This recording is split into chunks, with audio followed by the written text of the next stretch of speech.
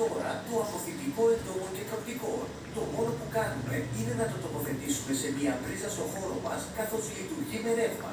Το αποθητικό λειτουργεί με μια ασπίδα χάρη στα ηλεκτρομαγνητικά κύματα που εκπέμπει, τα οποία είναι ανεπαίσθητα και ακίνδυνα για τον άνθρωπο. Κατσαρίδες, λιμίνια, αράχνες, αρουραίοι και κοντίκια, μη αντέχοντας τα ηλεκτρομαγνητικά κύματα που ακούνε, δεν πλησιάζουν στο χώρο μας.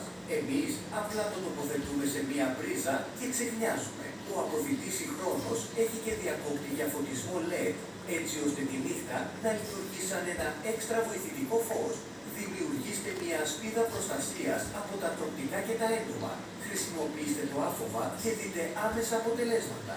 Ειδικά εσείς οι φίλοι που μένετε σε αγροτικές περιοχές, σίγουρα το πρόβλημα με τα τροκτικά και τα έντομα το έχετε στην καθημερινότητά σας. Προστατεύστε το χώρο σας, την περιουσία σας και την ψυχική σας υγεία, γιατί είναι ψυχοφθόρο να